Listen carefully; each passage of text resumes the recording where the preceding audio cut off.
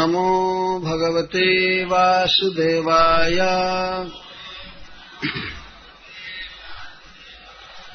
ओम नमो भगवते वासुदेवाय। ओम नमो भगवते वासुदेवाय।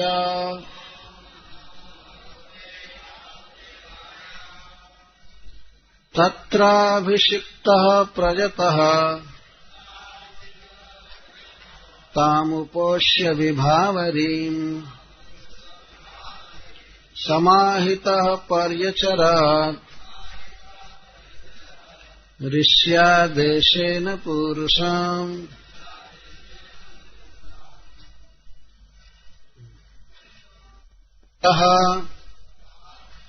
जमुना में स्नान किए। प्रयतः इंद्रियों को संयम में करके।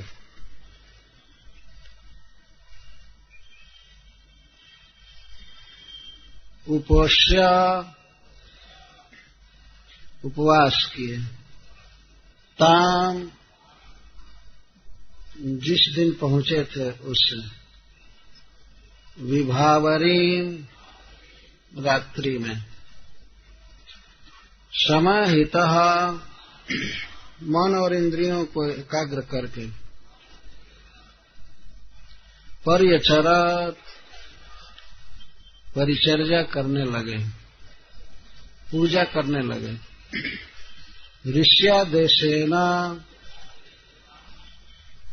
ऋषि नारद जी के आदेश के अनुसार। पुरुषाम श्री भगवान। तत्र मधुबने ध्रुवः किम करोत् इत्यपेक्षायाम् आह। तो ध्रुव महाराज श्री नारद जी के आदेश से मधुबन पहुंचे भगवान की आराधना करने के लिए।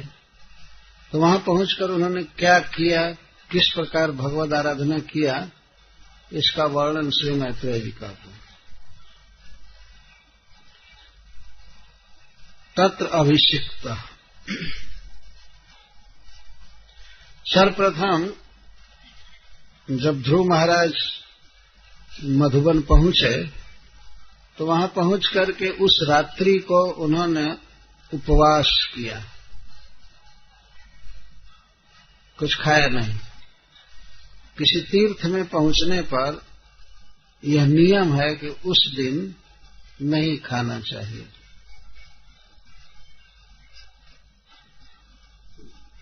ये शास्त्र में लिखा गया है। अब के लोग तो रास्ते भर खाते आते हैं और फोन कर देते हैं कि पहुंचते ही हमको भोजन देने। तो कोई तीर्थ आदि का नियम ही नहीं रहा।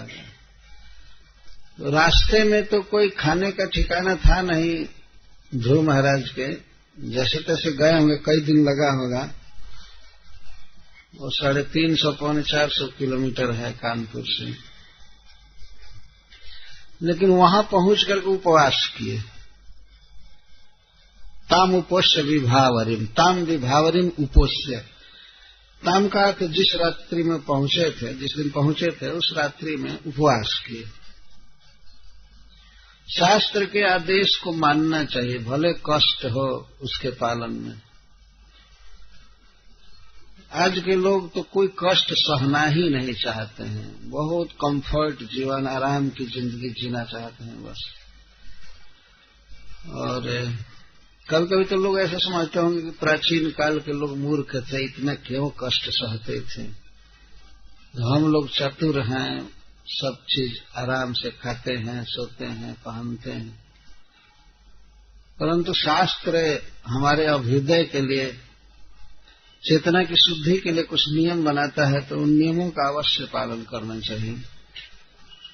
तो ध्रुव महाराज उपवास किए और दूसरे दिन पुनः अभिषिक्त जमुना में स्नान किए।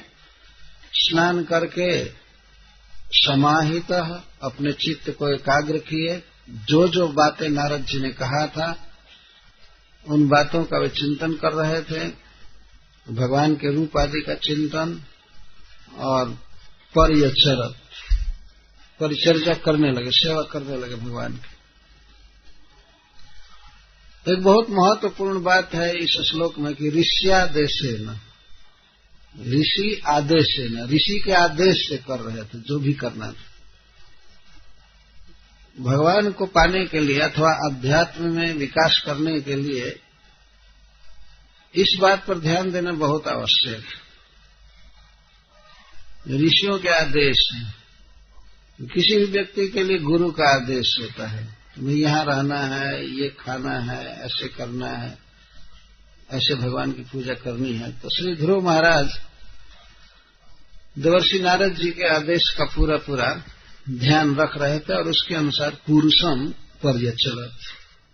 पुरुषम प में दीर्घ उकार लगाया गया है, ये छंदानुरोध है ना, छंद पूरा करने के लिए, अन्यथा हर्ष उकार से पुरुष कहते।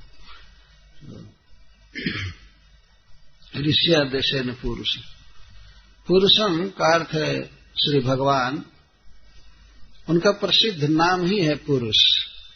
क्यों पुरुष कहते हैं भगवान को? इसके दो कारण हैं। एक तो सब तरह से पूर्ण है, सब कुछ से पूर्ण है। ओम पूर्ण मदः पूर्णमिदं पूर्णात् पूर्णमुदच्यते पूर्णस्य पूर्णमादाय पूर्णमेवावशिष्यते, सब कुछ से परिपूर्ण है। और जीव सब कुछ से अपूर्ण है, जीव के पास कुछ नहीं है वास्तव में। ये शरीर छोड़ना होगा तो यहीं पर शरीर घर द्वार सब छोड़कर भिखमंगा बनकर चल दिए। पता नहीं जमराज के यहाँ जाएगा कि स्वर्ग में जाएगा। जहां जाएगा तो भगवान की बनाई हुई सृष्टि में से ही उसे खाने को मिलेगा, रहने को मिलेगा, पहनने को मिलेगा, अपना कुछ है नहीं। परंतु भगवान सब कुछ से पूर्ण है और उनके द्वारा बनाई हुई वस्तुओं से जगत के लोग जीते हैं। उनको किसी की कोई अपेक्षा नहीं है। जो सब तरह से पूर्ण है उसको पुरुष कहते हैं।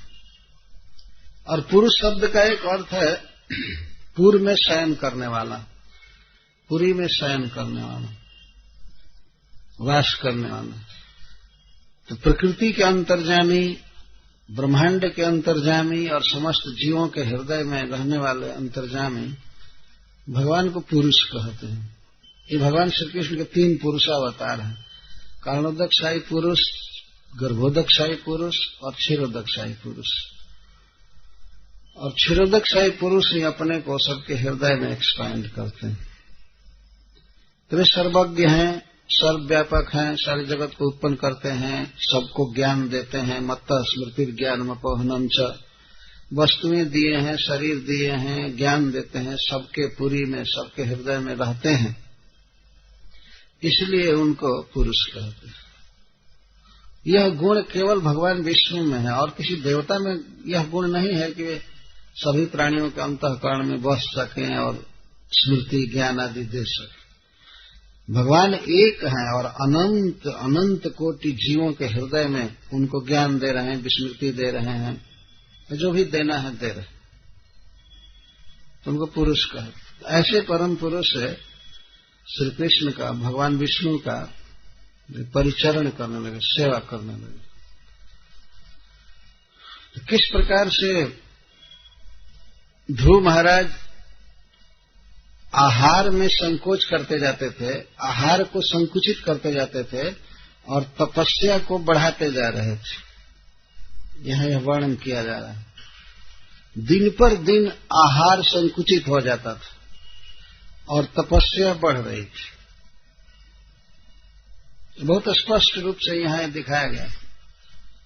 आज के युग में तो जो तपस्या करता है, भजन करता है, तो दिन पर दिन भजन कम होता जाता है और भोग बढ़ता जाता है। ठीक उल्टा है।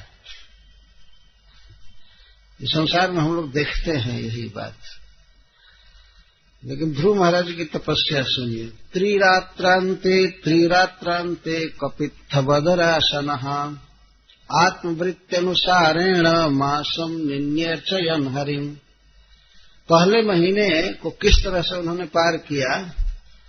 त्रिरात्रांते कपित्थवदरासन। तीसरे दिन वे खाते थे। इसका अर्थ है कि 2 दिन नहीं खाते,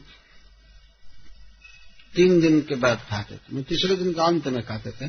त्रिरात्र अंते, 3 दिन पर 1 दिन खाते थे। ध्यान रखना चाहिए कि वो भी एक बार खाते थे। और क्या? कपित्थ बदरासन। कपित्थ एक फल होता है, बड़ा कड़ा होता है, भीतर खट्टा होता है, बानर भी जल्दी नहीं खाते हैं उसको। और बदर, बदर का अर्थ बेर फल। बेर फल तो सब जगह मिलता है। तो ध्रुव महाराज ने कोई कुकिंग नहीं किया, कोई पार्सल पैक्ड कोई चीज खाया नहीं। भूख तो लगी थी, लेकिन 3 दिन पर 1 बार कपीठ और बदर का असन करते थे। असनम भोजनम ये खाते थे। और दिन रात भगवान का जप करते थे। ओम नमो भगवते वासुदेवाय। और विविध वस्तुएं जुटा जुटा करके भगवान की पूजा किया करते थे। भगवान के रूप का ध्यान करते थे, लीला का ध्यान करते थे। इस तरह से उन्होंने प्रथम महीना पार किया। वह भी क्यों खाते थे और किस तरह खाते थे? आत्मवृत्ति अनुसारेण, आत्मवृत्त्यानुसारेण। आत्म का अर्थ होता है देह कभी कभी, और वृत्ति का अर्थ वर्तन, टिकने के लिए। जितना से देह की स्थिति बनी रहे, टिका रहे, मर न जाए, इसके लिए खाते थे। बस केवल यह जीता रहे इसके लिए खाते थे। और जी करके भजन करना था। हरे कृष्णा कृष्णा कृष्णा हरे हरे, हरे राम राम राम। इस संसार में जीव खाने के लिए नहीं है, और खाया जाता है तो वास्तव में जीने के लिए खाया जाता है, खाने के लिए नहीं खाया जाता है। कुछ लोग ये समझते हैं कि भगवान जन्म दिए हैं तो खूब खाओ, खाने के लिए जीवन है। नहीं, खाना तो शरीर चलाने के लिए है। तो जितना से शरीर चल जाए आराम से, उतना ही खाना चाहिए। बहुत बहुत खाने से आदमी बहुत जल्दी मर जाता है, आयु कम हो जाती है। शरीर के पाचन संस्थान को बहुत शक्ति लगानी पड़ती है पचाने में। तो आप लोग मिला करके देख सकते हैं कि कम खाने वाले लोग बहुत दिन जीवित रहते हैं। ये रिकॉर्ड। तो ध्रुव महाराज इस तरह से कम भोजन कर रहे थे। 3 दिन पर 1 दिन फलाहार लेते थे, वो भी वन का फल, बेर और कैता कपीठ, ये तो किसी काम के नहीं। पर उसी को खा करके भजन कर रहे हैं। तो महीने में 10 बार खाए।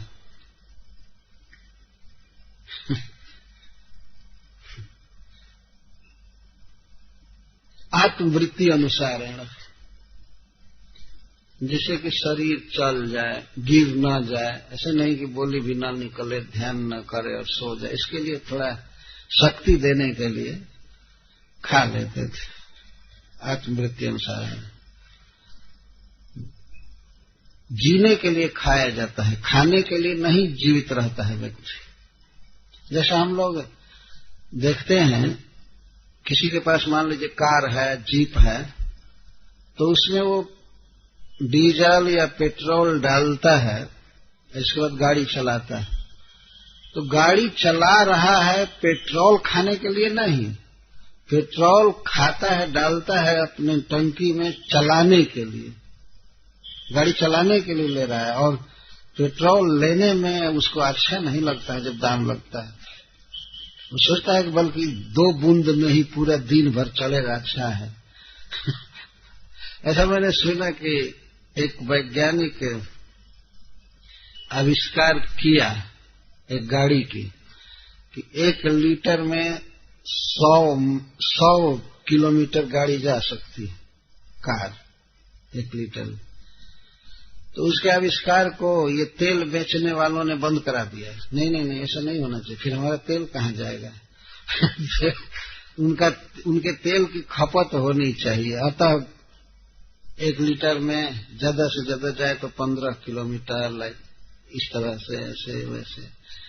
उसको बंद करा दिया, नहीं ऐसा आविष्कार नहीं चलेगा। शुरू में ही क्यों नहीं ऐसा कर दिया? हम तेल की दुकान किए तो हमारा तेल कौन लेगा? जब 1 लीटर में 100 किलोमीटर भागने लगेगा तो सारा तेल बचा रहेगा।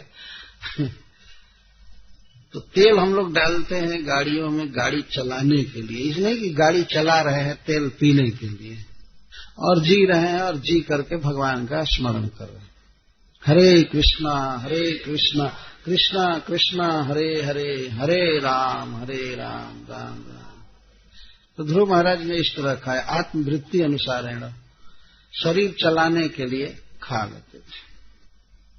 तो महीने में 10 बार उन्होंने खाया। द्वितीयम च तथा मासन षष्ठे अर्भको दिने तीर्ण पर्णादि शीर्णै कृतानो अभ्यर्च्यद हरि विभुम। दूसरे महीने प्रारंभ होने पर वे 6 दिन के बाद 1 दिन खाते थे। 6 षष्ठे प्रत्येक 6ठे दिन पर खाते थे। क्या? पर्ण और तृण। पर्ण का अर्थ पत्ता, वृक्ष के पत्ते, और तृण घास खाते थे। घास और पत्ता खाते। देखिए आहार कम करते जा रहे हैं, वजन बढ़ाते जा रहे हैं। वो भी शीर्ण, जो पत्ते वृक्ष से अपने आप पुराना होकर के गिरते हैं उनको शीर्ण कर। अपने हरा पत्ता कभी तोड़ करके नहीं खाए, जो शीर्ण हो जाते थे, वृक्ष से गिर जाते थे पुराना होकर के, और जो घासें सूख जाती थी, सूखी घास को जिसको पशु भी नहीं चरते हैं, वैसी घास खा करके किसी तरह से, और पत्ता खा करके भजन करते थे। भजन बढ़ता जा रहा है, उसका वर्णन बाद में आएगा, और आहार कम होता जाता था। और ये सूखा पत्ता और सूखी घास भी कब खाते थे? 6 दिन पर 1 दिन। 5 दिन कुछ भी नहीं खाते थे। तो कितना खाए महीने में? 5 बार। 5 बार, 5 6 के 30। 5 बार खाए दूसरे महीने में, वो घास और पत्ता पर। अर्चयन विभुम, भगवान की आराधना करते रहते थे। जैसे नारद जी ने कहा था, उस आराधना के सद्गुण को उन्होंने और बढ़ाया, और प्रेम से और तत्परता से। निद्रा आदि का तो कोई प्रश्न ही नहीं था, वो तो प्रथम दिन से ही वो सोए नहीं। सोना जीवन का एक फालतू समय व्यतीत करना है, फालतू समय है आजकल। लेकिन आजकल इतना लोग जोर देते हैं, नहीं आराम करना है, आराम करना है। अरे कितना आराम करो, आराम करना। तो ध्रुव महाराज तो 1 सेकंड आराम नहीं किए, और खाते थे इतना कम, भजन करते जाते थे, जप करते थे, पूजा करते थे, चिंतन करते थे। तो दूसरे महीने में वे पत्तों के झड़े हुए, सूखे वृक्षों के झड़े हुए पत्ते और सूखी घास खाते। तो आदि शब्द इसमें दिया गया है, तीर्ण पर्णादि भी शीर्ण। तो आदि शब्द से क्या तात्पर्य? और क्या खाते थे पत्ता और घास के अलावा? कुछ टीकाकार कहते हैं कि कुछ सूखा बेर और कुछ चख लिए होंगे कभी। उसके साथ साथ, घास के साथ साथ ये सब चीज खा लेते थे। आदि से और बहुत बहुत नहीं समझ लेना चाहिए। आदि का अर्थ यह नहीं है कि अब 10-20 आइटम और खा लेते थे। मनुष्य को तो एक से संतोष नहीं होता है। भात दाल चाहिए तो चटनी, अचार, घी, दही, पापड़, फिर भी खा करके भजन नहीं करता। खाता है इतना, कुछ काम नहीं करता है भगवान का भजन में। तो उस गाड़ी की तरह है जो पेट्रोल खूब पिए और माइलेज कुछ भी न दे। कुछ लोग ऐसा तर्क करते हैं, उत्तर भारत में कहते हैं कि बिना खाए बिना भोजन के भजन नहीं होगा। तो गोपाल जी से कहते हैं, हे गोपाल जी अपनी माला कंठी ले लीजिए, बिना खाए भजन नहीं होगा। लेकिन गोपाल जी तो कहते हैं तो खाकर करो, बिना भोजन के भजन नहीं होगा तो भोजन करके करोगे ना। नहीं करना है जिसको, उसके लिए तो अनेक बहाना है।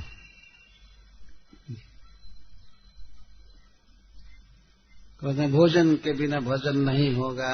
एक बार हमसे भी एक व्यक्ति ने कहा, आप खाने को मिल रहा है इसलिए आप लोग भजन कर रहे हैं। तो मैं कहा, और तुम भूखमरी में चल रहे हो क्या? तुम नहीं खाते हो किसी दिन?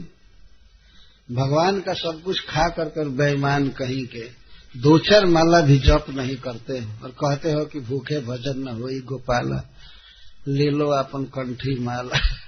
ऐसे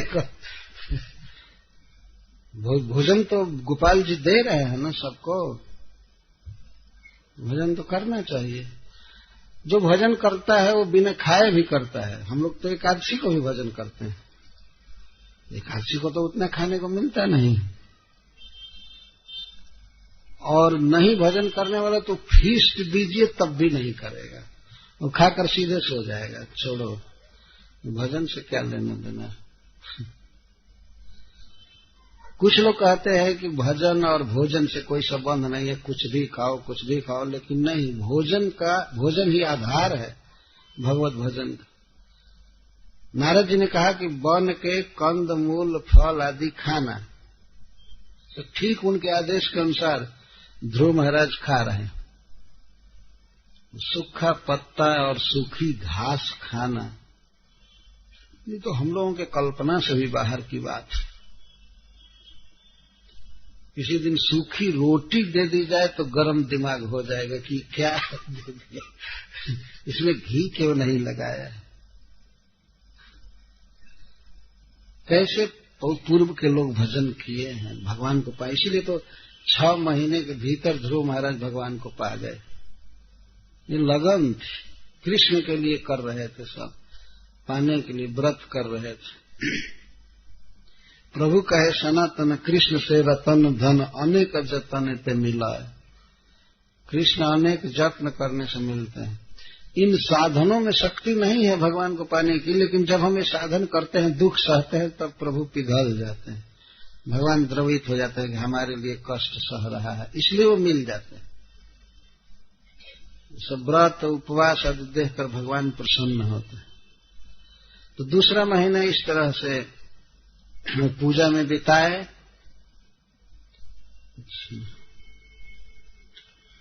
और तृतीयम चानयन मासम, 9वें हनि अभक्ष उत्तम श्लोकम उपाधावत समाधिना। तीसरे महीने में 9 दिन पर वे पानी पी करके भजन किए। एक बार पानी पी लेते थे, 8 दिन पानी बिल्कुल नहीं, 9वें दिन पानी थोड़ा सा पी करके अंजलि से जमुना जी का पानी पी लेते थे, बस यही भोजन था। ये तो महीने में 3 बार पानी पिए, तीसरे महीने इस तरह से भोजन किए। और इस तीसरे महीने में अब ध्रुव महाराज का मन इतना अधिक विभोर हो गया भगवान में, इतना अधिक विभोर हो गया कि वे अब समाधि में भजन करने लगे। बाहर की जो पूजा की प्रक्रिया थी धीरे धीरे छूट गई, अब मन बिल्कुल विभोर रहने लगा। ये अवस्था होती है साधक की। एक समय ऐसा आता है कि वो पूजा कर नहीं पाता है ठीक से, शरीर में रोमांच रहता है, आंसू बहता है आंखों से और जुटा नहीं पाता है सामान, जैसे राजर्षि भरत किए। तो ध्रुव महाराज समाधि में भजन करने लगे। यहाँ पर कहते तृतीयम चानयन मासम 9वें हनि अभक्षत उत्तम श्लोकम उपाधावत समाधिना। समाधि में। अब स्तुतियां पढ़ने लगे और जप ज्यादा करने लगे, पूजा धीरे धीरे छूटने लगी, इतना मन सराबोर रहता था। चतुर्थम अपि वय मासम द्वादशे हनि वायु भक्षो जित श्वास ध्यायन देवम अधारयत। चौथा महीना आने पर वे 12 दिन पर एक दिन हवा खा रहे थे, वायु खा रहे थे, पानी पीना छोड़ दिए। चौथा महीना चढ़ने पर पानी पीना भी छोड़ दिए। वायु भक्ष जित श्वास, वायु खाते थे। ये वायु कैसे खाया जाएगा इसको तो समझना भी कठिन है, लेकिन हम लोग पढ़ते हैं कि सांप वायु पी करके भी जीवित रहते हैं, पवन पी करके जीवित रहते हैं। और जिता श्वास पर तो उनका पूरा कंट्रोल था ही। तो ध्रुव महाराज इस तरह से भक्ति बढ़ा रहे थे, तपस्या बढ़ा रहे थे और भोग संकुचित कर रहे थे।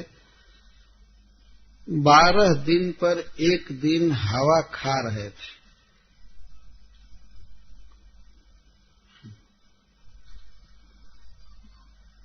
हमको तो ये भी नहीं समझ में आ रहा है कि इसका मतलब क्या हुआ है।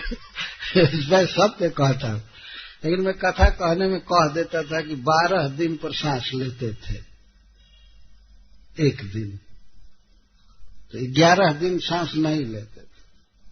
अथवा हो सकता था कि मुंह से सांस लेते होंगे 12 दिन के बाद, जो भी हो तो समझ में नहीं आ रहा है। लेकिन पानी पीना छोड़ दिए, केवल वायु भक्ष, वायु का भक्षण करके रहते थे। ध्यान देवम अधारयत, अब वे भगवान का ध्यान करते हुए उनको हृदय में धारण कर लिए। भगवान उनके हृदय में उतर गए। हृदय में इतना अधिक उदित भगवान रहते थे कि अब बाहर का ध्यान बिल्कुल नहीं ध्रुव को था। बाहर अब पूजा करनी है, ये सामान जुटाना है, ये करना है, सब समाप्त हो गया। देवम अधारयत, भगवान को उन्होंने धारण कर लिया। ऐसा नहीं समझना चाहिए केवल मनोमय चिंतन कर रहे हैं, वास्तव में भगवान के सच्चिदानंद स्वरूप को उन्होंने हृदय में पकड़ लिया, धारण कर लिया। ध्यान देवम अधारयत। पंचमे मास अनुप्राप्ते जित श्वासो निपात्मज ध्यान ब्रह्म पदैकेन तस्थौ स्थाणु रिवाचल। और 5वां महीना चढ़ने पर वे तो ध्यान में डूबे ही थे। जित श्वासो नृपात्मज, राजा उत्तानपाद का वह पुत्र श्वास को जीता था। 5वां महीना चढ़ने पर परब्रह्म भगवान विष्णु का ध्यान करते हुए पदा एकेन तस्थौ, एक पैर से खड़े हो गए। इससे सिद्ध होता है, पहले ऐसा लगता है कि पहले 2 पैर से खड़े थे चौथे महीने में, 5वां महीना आने पर 1 पैर से खड़े हो गए। हम लोगों को तो 2 पैर से खड़ा होने के लिए कह दिया जाए कुछ समय तक तो इतने में ही बहुत पीड़ा होगी, खड़ा नहीं रह सकते हैं, ये कुर्सी चाहिए, बेंच चाहिए, ये चाहिए। लेकिन ध्रुव महाराज 5वां महीना समनु प्राप्त है, 5वां महीना चढ़ने पर एकेन पदा तस्थौ, 1 पैर से खड़े हो गए और भगवान के ध्यान में बिल्कुल विभोर रहे। ध्यान ब्रह्म, ब्रह्म का यहाँ तात्पर्य है जिनका स्वरूप चिन्मय है, दिव्य है, जिनकी लीलाएं, जिनका धाम सब कुछ प्रकृति से पार है, ऐसे प्रभु का, श्री विष्णु का ध्यान करने, धारण कर लिया उनको। ध्यान, इसके पहले अधार्य, ध्यान अधार्य। पहले तो उन्होंने ध्यान किया भगवान का, अपना मन लगाया भगवान में, लेकिन बाद में भगवान उनके मन में उतर गए, इसको धारण किया करने कहा। जैसे वसुदेव जी के मन में भगवान उतरे थे अवतार लेने के लिए, फिर मां देवकी के मन में गए और मन से फिर गर्भ में आए, गर्भ से प्रकट हुए। तो इस तरह से ध्रुव महाराज के हृदय में भगवान बिल्कुल उतर आए, और ऐसे प्रभु को हृदय में धारण करके वे एक पैर से खड़े हो गए। ध्यान ब्रह्म पदई के न तस्थ स्थाणु इव अचल। हरे कृष्ण। खड़े हो गए। कैसे खड़े हुए? स्थाणु इव। स्थाणु कहते हैं ऐसा वृक्ष जिसमें शाखाएं नहीं है, पत्ते नहीं है, ऐसे खड़ा रहता है। लेकिन कभी कभी देखा जाता है कि ऐसा स्थाणु भी, पुराना वृक्ष भी बड़ी बड़ी आंधी में हवा के झोंके से कुछ हिल जाता है। लेकिन ध्रुव महाराज हिल नहीं रहे थे, एक पैर से खड़े थे। इसीलिए मैत्रेय जी कह रहे हैं अचल। स्थाणु इव अचल। स्थाणु कह देने से हो जाएगा कि हाँ ठीक है, ठूठ वृक्ष की तरह खड़े, हिल नहीं रहे।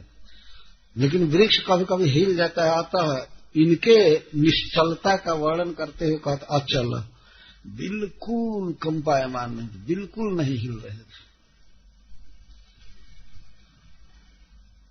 यह है योग की पराकाष्ठा, अष्टांग योग। भगवान को हृदय में धारण करके और तपस्या बढ़ा रहे हैं, एक पैर से खड़े हो। दो पैर से खड़ा होकर के तप करना यही काफी है। एक पैर से खड़ा कैसे हुआ जाता है, बहुत कठिन बात। वही भगवान का ध्यान करते।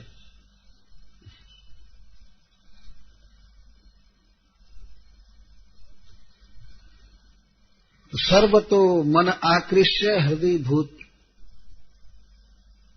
भूतेन्द्रियाशयन ध्यान भगवतो रूपम नाद्राक्षित किंचन अपरम। तो जिस समय वे खड़े थे उस समय उनके मानसिक दशा का मैत्रेय जी वर्णन कर रहे हैं। शरीर तो ऐसे ठूठ पेड़ की तरह खड़ा है, बिल्कुल अचल, और मन भी बिल्कुल अचल भगवान के रूप को पकड़ा हुआ है।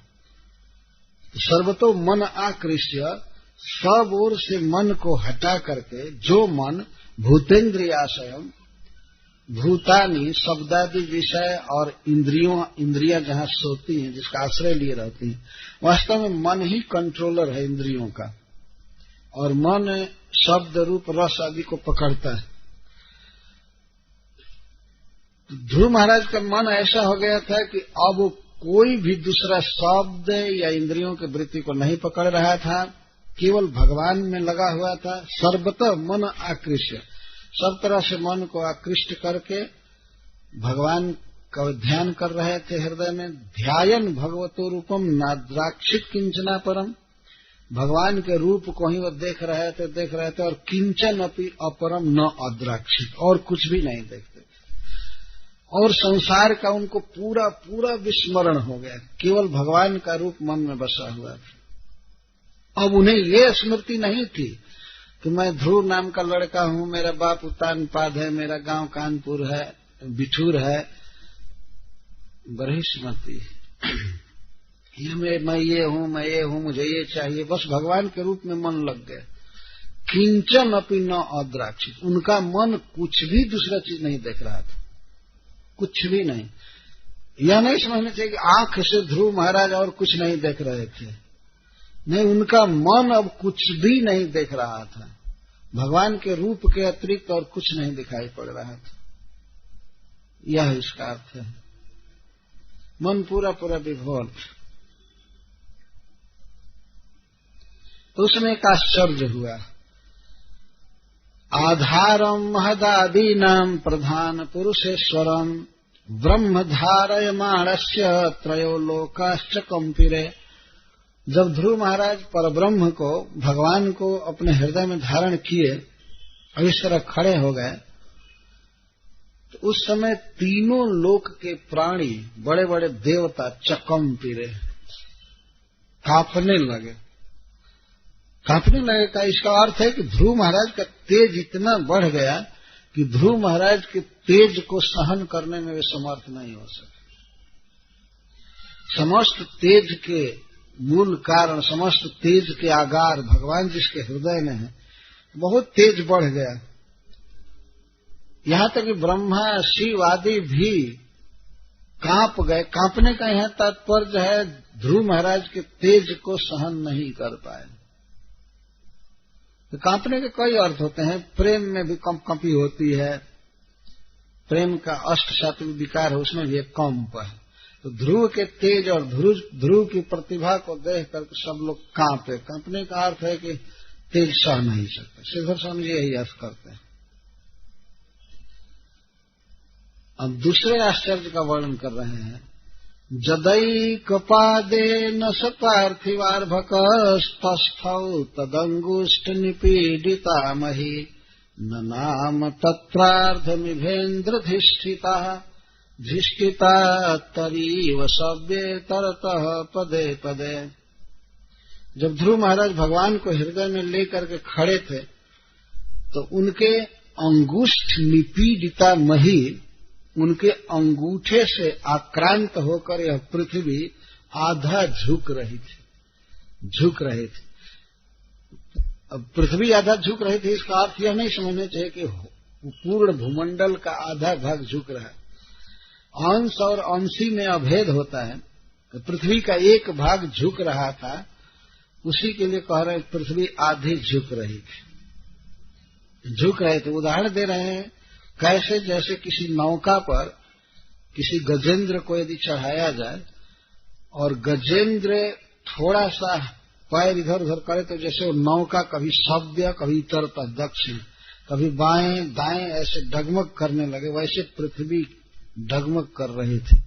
ध्रुव महाराज के भार को वो सहन नहीं कर रही थी, क्योंकि ध्रुव महाराज में भगवान है। अखिल विश्व का भार लेकर के तो भगवान उनके हृदय में। भार दो प्रकार का होता है। वास्तव में भक्ति का भार है, प्रेम का भार है। तो पृथ्वी में भी कंपन हो रहा था, दुख से पृथ्वी नहीं कांप रही थी। जो लोग नदी में नौका पर चढ़े हैं वो लोग समझ सकते हैं कैसे नौका कभी बाएं कभी दाएं ऐसे झुकती है। तो पृथ्वी इस तरह से झुक रही थी। किसी नौका पर गजेंद्र को चढ़ा दीजिए कि श्रेष्ठ हाथी को, तो अवश्य बाएं दाएं वो अब डूबे तब डूबे ऐसे होती रहती हैं। तो ध्रुव महाराज के अंगूठे के आक्रमण से पृथ्वी की ये दशा हो रही थी। इससे यह सिद्ध हुआ कि ध्रुव महाराज पहले तो दो पैर से खड़े थे, बाद में एक पैर पर खड़े हो गए और बाद में छठा महीना आने पर अंगूठे पर खड़े हो गए, अंगुष्ठ पर खड़े हो गए। अब एक पैर से भी पूरा खड़े नहीं रहे, अंगूठे पर खड़े हो गए। और उस समय पृथ्वी डगमग कर रही थी। कितना बड़ा प्रताप है भगवत भक्त का। भगवान को हृदय में धारण करना, पृथ्वी को कपा देना। अब तीसरा आश्चर्य हुआ, तस्मिन् अभिध्यायति विश्वमात्मनो द्वारं निरुध्या सुमनन्यया धिया लोका निरुच्छ्वास निपीडिता भृशं सलोकपाला शरणं जजुर्हरिम्। ध्रुव महाराज जब भगवान को धारण किए थे हृदय में, तो वे भगवान के सौंदर्य पर, तेज पर लुब्ध होकर के ऐसा विचार कर रहे थे कि भगवान में और मुझ में भेद नहीं है, अहम ग्रहोपासना ये नहीं है। वो ये देख रहे थे कि भगवान है और भगवान के की जो कार्यावली थी उसके अनुसार ये भी अपने को चिंतन कर रहे थे। ये भगवान सांस ले रहे हैं तो हम भी सांस ले रहे हैं, भगवान देख रहे हैं तो हम भी देख रहे हैं, भगवान ऐसे सुंदर हैं, तो ऐक्य भावना हो रही थी। तो उस समय भगवान कारणोदक चाहिए, गर्भोदक चाहिए तो बहुत लंबी लंबी सांस लेते हैं। तो उनके देखा देखी ध्रुव महाराज ने भी सांस रोक दिया। तो चूंकि भगवान को अपने हृदय में पकड़े हुए थे और सारा विश्व भगवान के भीतर है, तो ध्रुव महाराज ने जब सांस रोका तो सारे विश्व की सांस रुक गई, सभी प्राणियों की। तो कौन सा विज्ञान है? तो भगवान की इच्छा से हुआ वास्तव में। नहीं तो भगवान तो बहुत लंबी सांस लेते हैं, कारणोदक शाही सोए रहते हैं, कारण समुद्र में जस्सई कमी शोषित काल मथावलंबे, लेकिन फिर भी इधर तो सांस चलती ही है सब लोगों की। परंतु ध्रुव महाराज ने इस प्रकार से भगवान का ध्यान किया और सांस रोक दिया, तो इस कारण से विश्व के समस्त प्राणियों की सांस रुक गई। तो निरुच्छ्वास निपीडिता, निरुच्छ्वास रुक गया। अच्छा, ऐसा नहीं था कि बाहर से सांस नहीं आ रहा था, भीतर से सांस निकल ही नहीं रहा था, बाहर नहीं जा रहा था, सुन, निश्वास नहीं बाहर आ रहा था। तो सब छटपटाने लगे और मर भी नहीं रहे थे, छटपट करने लगे, तड़पने लगे, लगा कि सब मर जाएंगे मर जाएंगे। तो सारे लोग, इसीलिए लोकपाला शरणम जयुर हरिम, सब भगवान की शरण में गए, शरण में गए। कहाँ शरण में गए? क्या वैकुंठ में गए? नहीं, अपने अपने डीटी के पास जा करके रोने लगे कि हे भगवान, हे विष्णु, हे कृष्ण, हमको बचाइए बचाइए, ये क्या हो गया, एकाएक प्राण रोध कैसे हो गया। सब लोग बहुत चकित थे, कैसे सबकी सांस रुक गई। घर से निर्वासित एक बच्चे ने भगवान के भक्ति के बल से यह कमाल कर दिया। और देवताओं को इस बात का पता भी नहीं था कि उनका प्राण क्यों रोध हुआ, क्यों सांस रुकी है, जिसका पता नहीं। तो एक दूसरे से पहले पूछे क्या कारण है कि अकस्मात सांस रुक गई, तो वो लोग कहते थे हमें पता नहीं है। फिर तीसरे से पूछते तो कहते थे हमें पता नहीं है। तब सब लोगों ने कहा कि अरे सीधे चलो भगवान की शरण में, वही बचाएंगे, नहीं तो मरना पड़ेगा आज। तो संकट में बड़े बड़े लोग विष्णु की शरण लेते हैं, और जो थर्ड क्लास के आदमी होते हैं वो दूसरा दूसरा उपाय करते हैं, यह करो यह करो यह करो करो, और कुछ होता नहीं है, अंत में मर जाते हैं। लेकिन जो महान जैसे देवता लोग हैं या इस पृथ्वी पर जो उच्च कोटि के मनुष्य हैं, वे किसी संकट के समय भगवान विष्णु की याद करते हैं, कृष्ण की याद करते हैं। ऐसा महाभारत में लिखा गया है, द्रौपदी का जब वस्त्राकर्षण कर रहा था दुशासन, तो द्रौपदी अनेक लोगों से विनय कर रही थी। पहले किसी ने मना नहीं किया दुशासन को, तो उसके मन में एक शिक्षा आई उसके गुरुदेव की, वशिष्ठ जी की। तो उस समय उसने याद किया है कि गुरु वशिष्ठ ने कहा था कि हे बेटी, जब बहुत बड़ा कोई संकट आए, बहुत बड़ी विपद आवे, तो उस समय हरि का स्मरण करना चाहिए, भगवान का स्मरण करना चाहिए। तो द्रौपदी को वही बात याद आ गई, और इसके बाद उसने भगवान श्री कृष्ण का स्मरण किया। तो तत्काल उसका उत्तर मिला, द्रौपदी की लाज बच गई, वस्त्र बहुत बढ़ गया, भगवान की कृपा से भगवान ने बढ़ा दिया। तो देवताओं पर या चर अचर समस्त जीवों पर संकट आ गया था, मरने की हालत थी। तो उस समय देवता हरिम शरणम जयुः, भगवान की शरण में गए। यहाँ हरि शब्द से तात्पर्य है जो सब दुख हर लेते हैं, क्लेश हर लेते हैं, ऐसे प्रभु की शरण में गए। श्रीमद् भागवतम के 5वें स्कंध में भवाटवी का वर्णन किया गया है। तो उसमें एक श्लोक में यह वर्णन आता है कि यह बनियों का समुदाय जीव इस भवाटवी में घूम रहा है, तो कभी कभी यह देखता है सिंहों का समुदाय आ रहा है जंगल में। तो सिंहों के आक्रमण से बचने के लिए यह किसी गिद्ध की शरण लेता है, अरे बचाइए बचाइए, हमको बचाइए। और गिद्ध की, बगुला की और बटेर की शरण लेता है। ये सब बिल्कुल हीन पक्षी। तो बताइए, सिंह और बाघ के आक्रमण से कोई बच पाएगा इन छोटे छोटे पक्षियों की शरण लेकर के? इस रूपक को इस तरह से बैठाया गया है कि बाघों का जो समुदाय है, सिंहों का जो समुदाय है, वो है काल चक्र। काल बड़े बड़े अंगों में भी है, छोटे छोटे, जैसे द्विपरार्थ, ब्रह्मा जी की आयु का काल। और फिर देवताओं का वर्ष है। इस पृथ्वी पर भी संवत्सर है 1 वर्ष तक, उसके 2 भाग है, उत्तरायण दक्षिणायन। और फिर उत्तरायण दक्षिणायन में भी 6 महीना है, महीने में पक्ष है, पक्ष के बाद फिर सप्ताह है, सप्ताह में फिर दिन है, दिन में 24 घंटा है, फिर उसमें मिनट है, सेकेंड है। तो ये जो काल के विभिन्न अवयव हैं, अंग हैं, ये हमारे आयु का छेदन कर रहे हैं, काट रहे हैं क्षण क्षण। चाहे वो सेकंड की सुई काटे, चाहे मिनट की सुई काटे, घंटा की सुई काटे, चाहे भगवान सूर्य 24 घंटे में उदित होकर के काटे, ये तो कट रही है आयु। तो कभी कभी कोई व्यक्ति सोचता हो हमारी आयु बीत रही है, हमको मरना है, इसीलिए हम शरण लें। तो शरण किसकी लेता है? गिद्ध की, बटेर की और बगुला की शरण लेता, भगवान विष्णु का। तो काल जिसका आयुध है उसकी शरण में जाएंगे तब काल से बच पाएंगे। दूसरे की शरण में जाकर के कोई काल चक्र से बच नहीं सकता। तो जो लोग विष्णु की शरण लेते हैं वे तो बच जाते हैं, भगवान उन्हें माफ कर देते हैं। अहम त्वाम सर्व पापेभ्यो मोक्षयिष्यामि मा शुचः। भगवान की शरण में जाने पर तब तो निस्तार है, लेकिन भगवान को छोड़ करके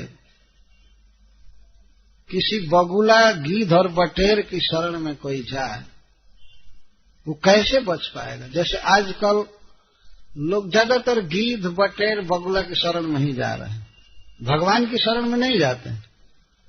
किसी भोगस गुरु की शरण लेते हैं और उनके पैसों को चूस लेता है और बाद में वो और दोनों नरक में जाते हैं। उन्हें नरक में जाना ही है। गोस्वामी तुलसीदास जी कहते हैं, हरई शिष्य धन सो कन हरई, सो गुरु घोर नरक मह परई। जो गुरु शिष्य के धन को चूस लेता है लेकिन उसके अज्ञान का हरण नहीं करता है, वह गुरु घोर नरक में गिरता है। तब शिष्य कहाँ जाएगा? शिष्य भी फॉलो करेगा नरक, वो कहाँ जाएगा? कहीं देखो आज संसार में तो भगवान की कीर्ति का प्रचार नहीं किया जा रहा है, भगवान की शरण में होने की बात नहीं की जा रही। उस इस देवता को पूजो, उस गुरु की शरण लो, ये करो, ये करो, ये करो। इन्हीं लोगों को गीध, बकुला और बटेर कहा गया। बक का वर्णन भागवत में आया है, बक बक करोती थी, बक जैसे बक, बगुला श्वेतांबर, बहुत अच्छा शुद्ध उजला कपड़ा पहनता है ना, उसका पंख बहुत धवल होता है बगुला का।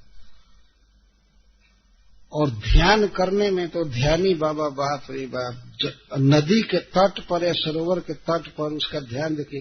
वो भी ध्रुव महाराज जैसा एक पैर पर खड़ा होकर के तप करते। देखा है बगुला को आपने ना? एकदम शांत, लेकिन दृष्टि कहाँ रहती है? असावधान मछली पर। बस लंबे लंबे चोट से गप से मारता है, उसका फिर ध्यान चल, इस तरह से ध्यान करते और अपने शिष्यों को बताते, नहीं तुम जो चाहते हो करो, तुम्हारी जो इच्छा है खाओ पियो ये करो, बस ध्यान करते रहो। ऐसे थोड़े भगवान मिलते हैं, बहुत बहुत नियम पालन करना पड़ता है। तो ये उजले कपड़े में जो तथाकथित साधु होते हैं वे उस बगुले के समान होते हैं। एक बार रामकृष्ण परमहंस ने कहा था, एक बहुत बड़ा पढ़ा लिखा व्यक्ति बंगाल का उनके पास मिलने गया, तो उसने रामकृष्ण परमहंस जी से कह दिया, जीवन का उद्देश्य है खाना पीना मौज करना। तो रामकृष्ण परमहंस जी कहे कि गिद्ध कितना भी ऊंचा उड़े लेकिन वहां से उसकी दृष्टि पृथ्वी पर मरे हुए पशु पर रहती है। इतना पढ़ा लिखा हो गए हो लेकिन तुम्हारी दृष्टि अभी भोगों में है। बहुत डिग्री लिए हो, तो डिग्री क्या मतलब? बहुत हाई उड़ान भरे हुए आकाश में। गिद्ध को देखा है ना आपने? वो बहुत ऊंचा उड़ता है, बहुत ऊंचा। और दृष्टि कहाँ रहती है? पृथ्वी पर कौन पशु मर रहा है, कहाँ मांस मिलेगा, यहाँ दृष्टि रहती है। High living and simple thinking. Standard बहुत हाई है, चेतना बिल्कुल डल है, बिल्कुल नीचे। इस तरह से वो गिद्ध होता है। तो इस संसार में सभी लोग समझ रहे हैं कि जो लोग भगवान विष्णु की कीर्ति का वर्णन नहीं करते, भगवान की शरण लेने को नहीं कहते हैं, वो तो नरकगामी होंगे ही, और प्लस अपने अनुयायियों को भी सदा के लिए नरक में डाल देंगे। फिर विष्णु का भजन करना चाहिए। आप देखें यहाँ पर कि जब विपत्ति आई देवताओं पर सब पर, तो सीधे हरि शरणम जय, श्री हरि की शरण में गए। हरि शरणम, श्री कृष्ण शरणम मम, भगवान शरण है। वास्तव जीव भगवान का दास है, भगवान ही रक्षा करेंगे, पोसेंगे, पालेंगे, और कोई कुछ नहीं कर सकता है। केवल ठग भरे पड़े हैं, वंचक घूम रहे हैं जहां तक। मेरी शरण लो, मैं ये कर दूंगा, ये कर दूंगा, ये कर दूंगा, ऐसा करूंगा। क्या करोगे? अपने को तो जन्म मृत्यु से बचा लो, इतना ही काफी है। दूसरों को कोई क्या बचाएगा? भगवान बचाएंगे। तो जैसे जंगल में बनियों का समुदाय सिंहों के दल को देख करके गीध, बक और बटेर की शरण लेता है, तो क्या वे बचा पाएंगे उसको? नहीं बचा पाएंगे। काल चक्र से व्यक्ति नहीं बच पाएगा, तभी बचेगा जब भगवान की शरण लेगा। यह सनातन परंपरा है, वही बचेगा जो जगन्नाथ जी की शरण लेगा। दूसरे बच ही नहीं सकते। भगवान शिव, ब्रह्मा, शनकादि कृपा करते हैं किसी जीव पर, तो उसको भगवान विष्णु की शरण लेने को कहते हैं। भगवान शिव बार बार कहते हैं राम राम जपो, राम राम जपो, भगवान का नाम जप करो। उमा कहूं मैं अनुभव अपना, सत हरि भजन जगत सब सपना है। सारा संसार झूठा है, भजन केवल कृष्ण का भजन सार है। भजन करो, भजन करो, इस तरह का उपदेश करते हैं। तो देवता लोग इस विषम स्थिति में भगवान हरि की शरण लिए। तो भगवान कृपालु हैं, दया उत्पन्न हो गए, तुरंत प्रकट हुए देवताओं के सामने। तो देवता लोग कहते हैं नैवं विदामो भगवन प्राण रोधम चराचरस्याखिल सत्वधाम्नः विधेहि तन्नो वृजिनाद् विमोक्षम् प्राप्ता वयं त्वां शरणं शरण्यम्। देवता कहते हैं हे भगवान, हे सर्वज्ञ, हम लोग ये नहीं समझ रहे हैं कि हमारा प्राण रोध कैसे हो गया है, हमारी सांस क्यों रुकी हुई है, हम इसको नहीं जान रहे हैं। वास्तव में देखिए, देवताओं को ये भी पता नहीं है कि ध्रुव नाम का एक लड़का ब्रज में तपस्या कर रहा है और इसके कारण इनकी सांस रुक गई है, इसका भी पता नहीं है। उपचार क्या करेंगे, निदान का ही पता नहीं है। तो नैवम विदामा भगवान प्राण रोध, इस प्रकार से सांस रुक गई, इसका कारण है प्रभु हम लोग नहीं जानते हैं और निस्तार भी नहीं जानते हैं। और किसकी किसकी सांस रोकी है? चर और अचर सबकी। इसके सिद्ध होता है कि अचर प्राणी भी सांस लेते हैं, जैसे घास, पौधे, पेड़, ये सब सांस लेते हैं। हमारे देश के एक वैज्ञानिक जगदीश चंद्र बोस ने सिद्ध किया था कि वृक्ष भी सांस लेते हैं। तो यहाँ भागवत कह रहा है कि चर और अचर सबकी सांस रुकी हुई है। चलने वाले या एक जगह स्थिर रहने वाले सब सांस लेने के लिए तड़प रहे हैं, सबके शरीर का सांस रुका हुआ है।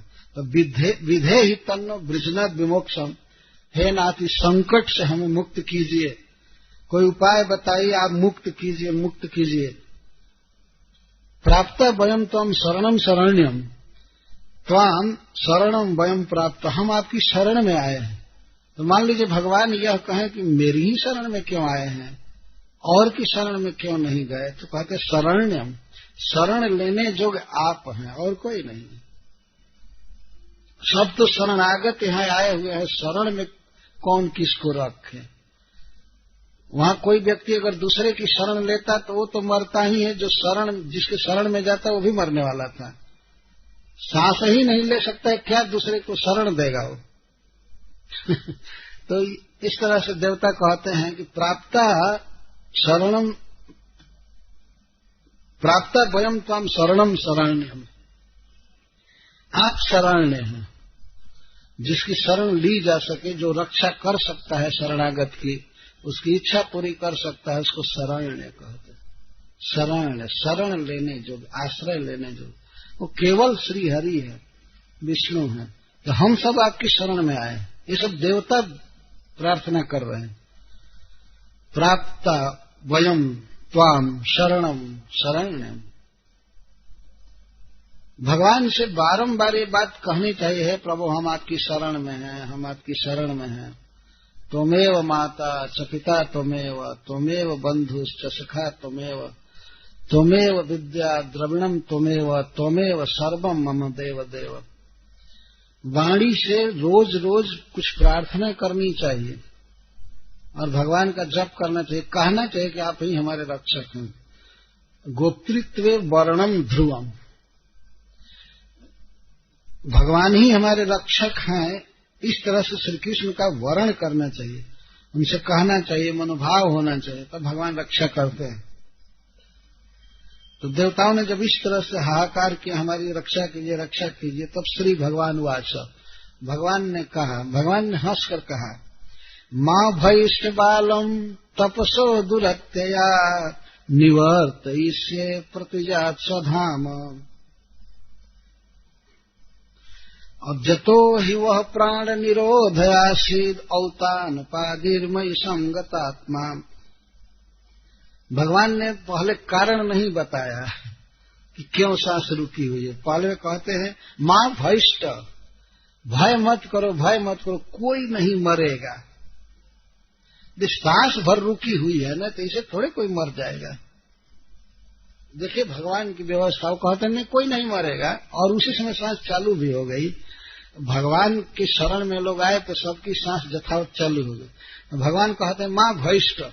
देवता सब रो रहे थे, इसीलिए पहले भगवान ने अभय वचन दिया, अभय वाणी कहा, मां नहीं, भयिष्ठ, भय करो, भय मत करो, भय मत करो, डरो मत, डरो, डोंट वरी, डोंट वरी, शोक मत करो, डरो मत। तो फिर भगवान अभी कारण नहीं बताते हैं, कहते हैं बालम दुरतया तपसा निवर्तयिष्ये। मैं बालक को दुरत्य तप से लौटा दूंगा, उसकी तपस्या रोकूंगा जाकर के, उसको तपस्या से हटा दूंगा। इसका मतलब है कि भगवान यह कह रहे हैं कि एक बच्चा तपस्या कर रहा है, उसकी तपस्या का यह प्रभाव है कि सबकी सांस रुक गई है। तो लोग आश्चर्यचकित हो गए, बालक। इसके पहले भगवान इन लोगों के पूछने से पहले भगवान कहते हैं प्रतियात स्वधाम, सब अपने अपने घर जाओ, घर जाओ, घबराओ मत, सब जियोगे, खाओगे, अच्छा से रहोगे, चिंता मत करो, मैं बच्चे को उसका अभीष्ट पूरा करके तपस्या से विरत कर दूंगा, तुम लोग अपने अपने घर जाओ। वे लोग तो छटपटा रहे कि कहाँ जाए, कहाँ जिए, हाय हाय। तो भगवान ने कहा तुम लोग अपने अपने घर जाओ, घर के लोग भी रो रहे होंगे, जाओ जाओ जाओ, प्रतियात स्वधाम, अपने धाम में जाओ, अपने घर में जाओ। परंतु देवता लोग माने नहीं, वो पूछे कि आखिर कैसे हमारा प्राण रोध हुआ है, किस कारण से हुआ है, ये बताइए। तब भगवान कहते हैं जतो ही वह प्राण निरोध आसित औतान पादिर मई संगतात्मा। भगवान बता रहे हैं कि उत्तान पाद का पुत्र मुझसे ऐक्य की भावना किए हुए है और इसलिए तुम लोगों की सांस रुकी हुई। जब ये सुना देवताओं ने तब उन्हें आश्वासन मिला, अच्छा अच्छा। उन्होंने समझा कि कोई असुर ऐसा प्रभाव डाल करके और सबकी सांस रोक दिया है सब मरने वाले। देवता में और असुरों में बहुत ताकत होती, देवताओं में विशेष करके बहुत ताकत होती है। जैसे कुछ दिन पहले, कुछ वर्ष पहले गणपति जी ने पूरी दुनिया में दूध पिया था, ये बिल्कुल सत्य बात है। लोगों ने हल्ला किया कि गणपति जी दूध पी रहे हैं, दूध पी रहे हैं, तो मेरे मन में भी कौतूहल हुआ कि ठीक है तब हम भी पिलाएंगे। तो हम गए, इतना बड़ा चम्मच था, उससे दूध लिए और उनके मुख के पास किए तो 2.5 पौने 3 चम्मच पी गए गणपति। एकदम सत्य बात। चारों तरफ हो रहा था कि दूध पी रहे हैं, दूध पी रहे हैं। यही देवता का चमत्कार है। कोई असुर होता तो शराब पीता है, हल्ला होता कि शराब पी रहा है, शराब पी रहा है, भूत प्रेत होता। वास्तव में गणपति जी दूध पिए। हमारे तो पूर्ण विश्वास है। मैं तो देखा एक देवता का प्रभाव इतना हुआ। कुछ लोग पूछते थे कि भगवान गणेश ने ऐसा किया क्यों, ये लीला क्यों किए। कभी कभी देवता इस तरह की लीला करते हैं जिससे भगवान पर, देवताओं पर विश्वास हो बढ़े लोगों का। नहीं तो नास्तिक लोग तो बिल्कुल नहीं मानते हैं, देवता नहीं है, भगवान नहीं है, बस हम भर हैं। मूर्खराज कोई सोचते रह, बस हम भर हैं और कोई है नहीं। देवता लोग कभी कभी ऐसी शक्ति दिखाते हैं। तो भगवान ने यहां दिखाया कि मेरे भक्त में कितनी शक्ति होती है। देखो, एक व्यक्ति भूमंडल को कपा दिया, एक व्यक्ति चर अचर समस्त प्राणियों की सांस रोक दिया। औतानुपादी। भगवान यहां यह नहीं कह रहे हैं कि मेरा बहुत बड़ा भक्त लेकिन मुझसे ऐक्य की भावना किया है, यही भक्ति हो गई। और उतानपाद का पुत्र औतानपादी, किसने किया है और कैसे किया है इसका भगवान ने उत्तर दे दिया। मुझमें ऐक्य की भावना करके उसने सांस रोका है और इसलिए सबकी सांस रोकी हुई है, लेकिन मैं उसको तपस्या से विरत कर दूंगा, आप लोग सब जिएंगे, दीर्घजीवी रहेंगे, चिंता मत कीजिए। तब मैत्रेय जी कहते हैं, तएव मुत्सन्न भया उरुक्रमे कृताव नामा प्रययुस्त्रिविष्टपम सहस्र शीर्षा पिततो गरुत्मता मधुर वनुम भृत्य दिदृक्षया गतः। तब मैत्रेय जी कहते हैं, ते एवं, जब इस प्रकार भगवान ने वचन कहा तो भगवान की बात पर विश्वास करते हुए उत्सन्न भया, उनका भय खत्म हो गया, देवताओं का भय समाप्त हो गया। वे लोग उरुक्रम भगवान को नमस्कार किए। भगवान की लीलाएं अद्भुत हैं, इसीलिए उनको उरुक्रम कहा गया। उरुक्रम को देवताओं ने प्रणाम किया, धन्यवाद प्रणाम किया, और इसके बाद प्रययु त्रिविष्टपम, अपने स्वर्ग चले गए। तो देवता लोग उधर चले गए। तब सहस्र शीर्षा अपि, सहस्र शीर्षा भगवान भी, अर्थात गर्भोदकशाही भगवान अपने भृत्य को देखने की लालसा से मधुबन चले। कैसे? गरुत्मता, गरुण जी पर चढ़ करके चले। कि भगवान तो कहीं भी प्रकट हो सकते हैं, मधुबन में थे ही, लेकिन भगवान की यह करुणा है, उनका स्नेह है भक्त के प्रति कि वे वैकुंठ से चल रहे हैं गरुण जी पर चढ़ करके। किस लिए? भृत्य दिदृक्षया, अपने भृत्य को देखने की लालसा से। भगवान के मन में ऐसी उत्कंठा हो रही थी कि मेरा भक्त किस तरह भजन कर रहा है, भक्ति कर रहा है, मेरा ध्यान कर रहा है, मैं दर्शन करूंगा। तो भगवान को मन में वे धारण किए हैं। मन में ध्रुव महाराज भगवान को देख रहे हैं और भगवान अपने भक्त को देखने आ रहे हैं। भृत्य दिदृक्षया, दिदृक्षा का अर्थ होता है दर्शन उत्कंठा। दर्शन की उत्कंठा है भगवान के मन में। तो जिस प्रकार कोई भक्त भगवान को देखने की लालसा करता है, उसी प्रकार भगवान भक्त को देखना चाहते हैं। वैसे तो भगवान सर्वव्यापक हैं, जैसा मैंने कहा, कहीं से प्रकट हो सकते थे, लेकिन भगवान अपने स्वभाव को प्रकट कर रहे हैं, वहां से चल रहे हैं वैकुंठ से। ऐसी प्राकृतिक जगत में जो भगवान का धाम है, क्षीर समुद्र आदि, वहां से चल रहे हैं गरुत्मता, गरुण जी से। गरुत्मता कहने का आशय है कि बहुत वेगवान सवारी से चले, बहुत तेज गति से चलने वाले अपने वाहन गरुण जी पर चढ़ करके चले। सहस्र शीर्षा गर्भोदकशाही भगवान को कहा जाता है, परंतु यहाँ पर यह नहीं समझना चाहिए कि जो भगवान गरुण जी पर चढ़कर चल रहे हैं उनके 1000 सिर थे। सहस्र शीर्षा का अर्थ है भगवान की बुद्धि अनंत गुना है, यह अर्थ है। हम लोगों के पास एक एक सिर है, उसमें एक एक बुद्धि है, तो इतना काम करते हैं। न भगवान की तो अनंत बुद्धि है, अनंत बुद्धि। बुद्धिर बुद्धिमतामस्मि तेजस तेजस्वी नाम। समस्त बुद्धियों की बुद्धि भगवान है।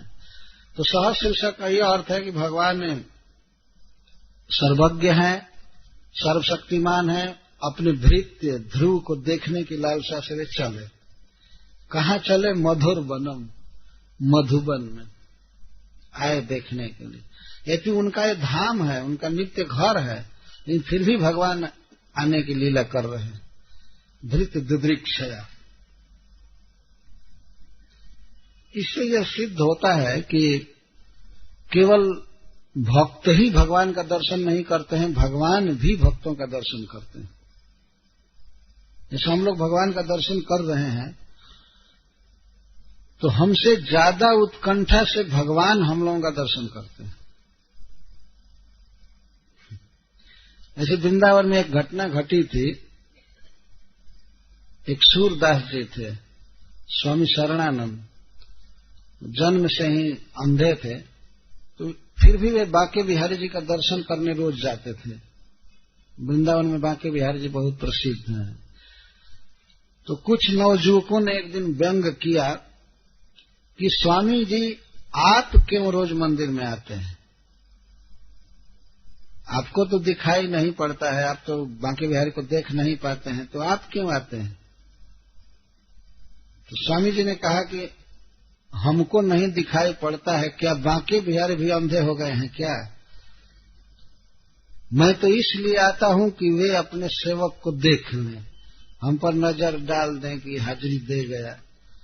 मैं तो इसलिए आता हूं कि वे हमको देखें, उनको देखने में नहीं आता। मैं इसलिए आता हूं कि भगवान हमको देख लें कि हाँ हाजिरी दे गया, दरबार में आ गया, ठीक।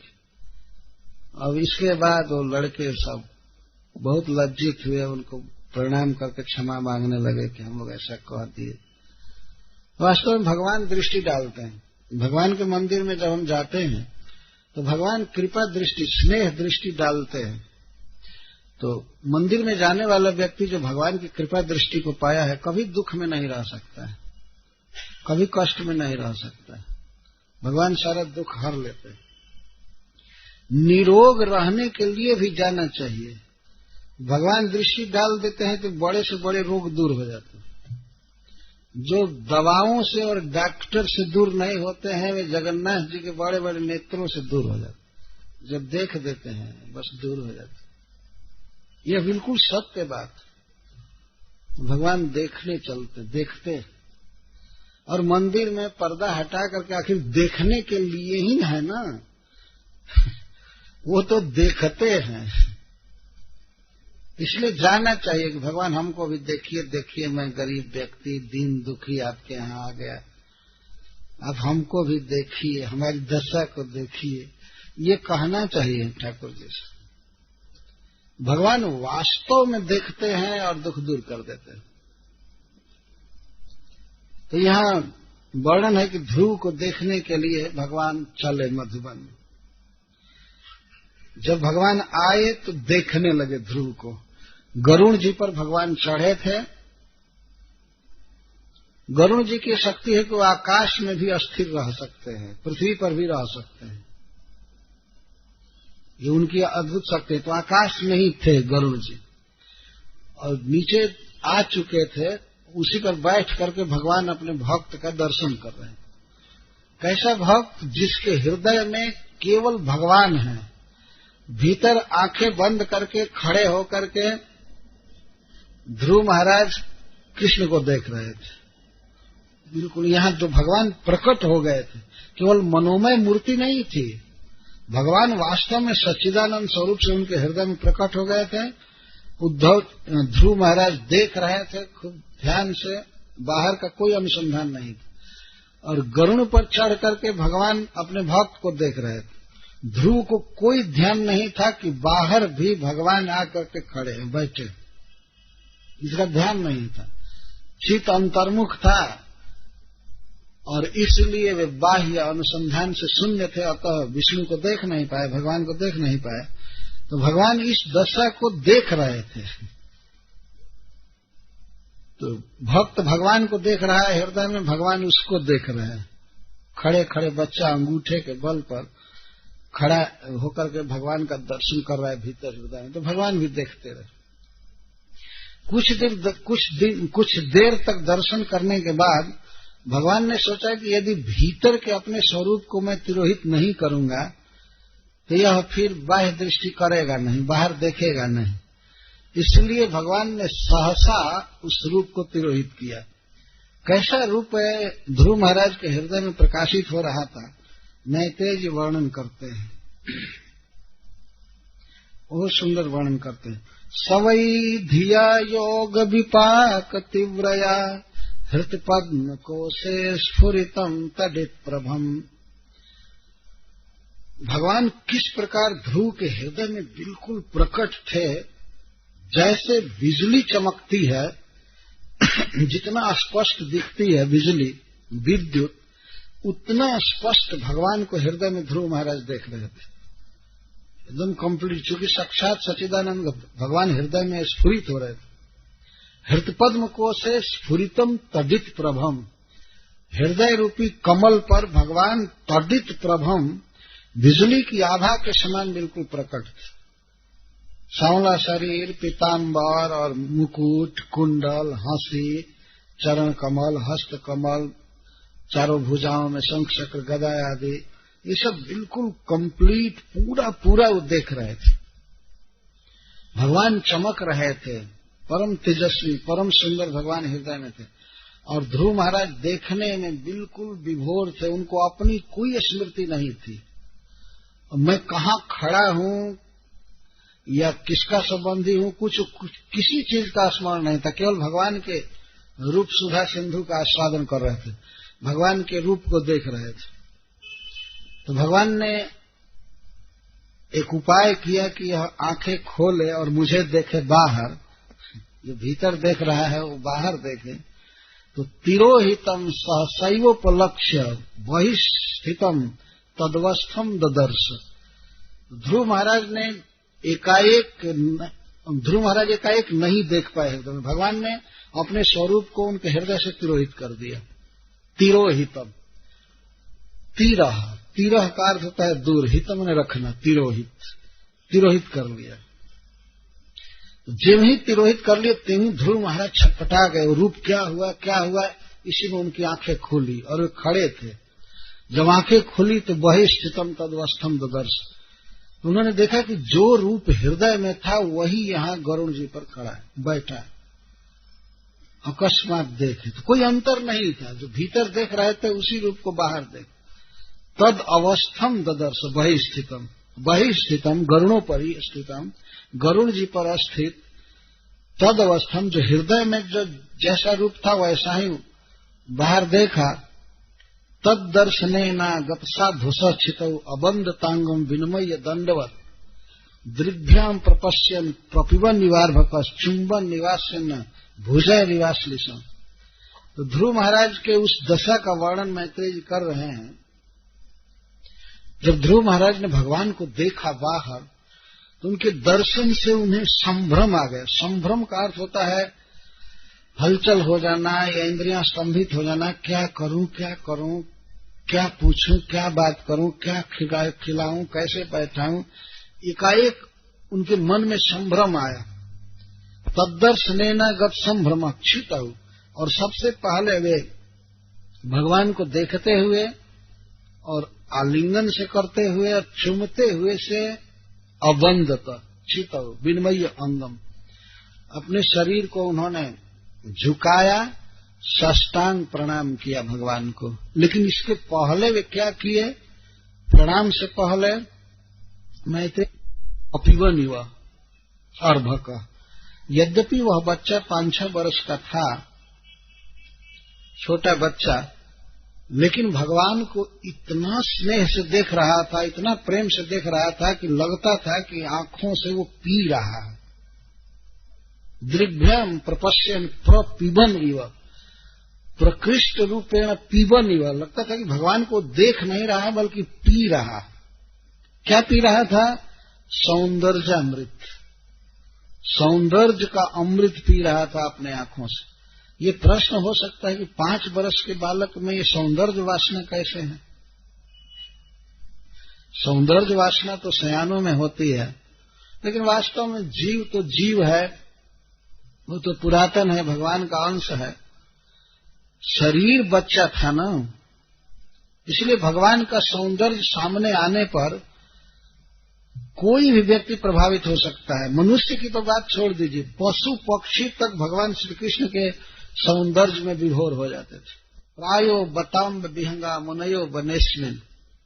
सखियां कहती हैं कि अरे सखियों, गोपियां कहती हैं आपस में, ये जो वृक्ष पर बैठे हुए पक्षी हैं, अरे सखी ये पक्षी नहीं है, देखो ध्यान से, लगता है कि ये मुनि। प्रायो बताम्ब विहंगा मुनयो बनेस्मिन कृष्ण क्षितम तदुदितम कलवेणु गीतम आरूह्य ये द्रुम भुजान रुचिरा प्रवाला श्रृणवंत मिलित दृश्य विगता निवास।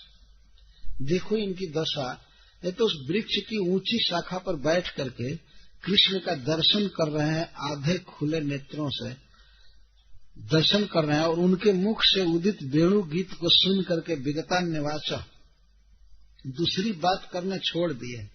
पक्षी कभी चुप चुप नहीं रहते, चे चे चे चे करते ही रहते हैं, लेकिन भगवान जो बांसुरी बजाते थे तो कोई भी पक्षी चुप हो जाते थे, सुनते थे बांसुरी का गीत, गीत के आस्वादक थे। और कृष्ण चितम तदुत, कृष्ण इक्षितम, और कृष्ण का दर्शन करते थे वृक्ष की ऊंची शाखा पर बैठकर, इस तरह से दर्शन करते थे। मान लीजिए श्री कृष्ण गिरिराज जी के किसी शिखर पर ऐसे खड़े हैं और वृक्ष नीचे जन्मा हुआ है, तो वृक्ष के ऊंची शाखा पर बैठ करके गिरिराज पर खड़े कृष्ण को देखा करते थे। अथवा वृक्ष के निचली शाखा पर आकर के जब वो वट वृक्ष के नीचे कृष्ण खड़े होते थे तो ये सब पक्षी नीचे आ जाते थे देखने के लिए और सुनने के लिए। विगतान्य वाच, अन्य वाच विगतान्य, और अन्य बातें करते ही नहीं थे, चुपचाप हो जाते थे। जहां पक्षियों में इस तरह का प्रेम देखा जा सकता है, भगवान के सौंदर्य की लालसा देखी जा सकती है, तो फिर 5-6 वर्ष के बच्चे में अगर भगवान से इस प्रकार का प्रेम उमड़े और उनके सौंदर्य में उसका मन लुब्ध हो, तो ये कौन आश्चर्य की बात है। तो श्री कृष्ण को वैसे देख रहे थे, विष्णु को वैसे देख रहे थे जैसे लगता था कि पी रहे हैं, अर्थात आंखों में ऐसी चेष्टा जैसी हो रही थी कि आंखें भ्रमर की तरह आसक्त होकर के विष्णु को देख रही, यह भाव प्रपिबन निवास और चुंबन निवास से न आश्चर्य का अर्थ मुख। ध्रुव महाराज के मुख की दशा ऐसी हो रही थी, लगता था कि भगवान को चूम लेंगे, उनके हस्त कमल को या चरण कमल को लगता था कि वे चूम लेंगे, अथवा भगवान के मुख को ही चूम लेंगे, ऐसी दशा हो रही थी। वो 5 वर्ष के बच्चे में ऐसी दशा हो रही थी, वो अपने मुख को ऐसे कर रहा था, लगता था कि भगवान को चूमेगा, और वास्तव में भगवान ही जीव के चूमने के विषय हैं, आलिंगन के विषय हैं, चाहे देखने के विषय हैं। जीव का भगवान के साथ नित्य संबंध है अनादिकाल से, लेकिन जीव अपने विषय को, भगवदीय शब्द रूप रसगंध आदि को जानता नहीं है, इसलिए वो संसार के व्यक्ति का आलिंगन करना चाहता है, चुमना चाहता है, देखना चाहता है। यह बद्ध दशा में जीव की अवस्था है। लेकिन जब जीव मुक्त होता है तो भगवान को देखता है, भगवान का आलिंगन करता है, भगवान को चूमता है, भगवान से रूठता है, भगवान को मनाता है, भगवान से बातचीत करता है। ये स्वाभाविक उसके लिए, जब प्रकृति का बंधन हटता है, जीव अपने स्वरूप में होता है, तो भगवान का रस उसे प्राप्त होता है। इस रस पर जीव का नित्य अधिकार है, परंतु भागवत आदि नहीं सुनने को मिल रहा है, भगवान की बातें सुनने को नहीं मिल रही है, इसीलिए जीव संसार में आसक्त है, अथवा किसी निराकार भूत में आसक्त। तो कोई वहां चूमने का, देखने का, आलिंगन करने का प्रश्न ही नहीं। तो चुंबन निवास्य न, ऐसा लगता था कि ध्रुव आश्चर्य न मुखे न चुंबन इव, चूम रहे हैं भगवान को, और भुजय रिवाश्लिशम, ऐसा लगता था कि भुजय आश्लिषन इव, भुजाओं से भगवान को पकड़ रहे हैं, आलिंगन कर रहे हैं, और ऐसा भाव प्रकट करते हुए अबंधता, ये प्रणाम किए भगवान को। प्रणाम करने से पहले ये सब क्रियाएं आ रही, देख करके एकाएक प्रणाम नहीं किए, देखने लगे, लगता था कि चूम लेंगे, भुजाओं में भर लेंगे, आलिंगन करेंगे, और पी रहे हैं, परम स्वाद के साथ श्री कृष्ण को देख रहे हैं, यह भाव है। अच्छा, जब इस तरह से भगवान ने देखा कि मुझे प्रणाम कर रहा है और मुझे इतनी आसक्ति से देख रहा है, आलिंगन करना चाहता है, तो भगवान इस दशा को देख रहे थे। और इसके बाद सतम विपक्षंत मंत्र,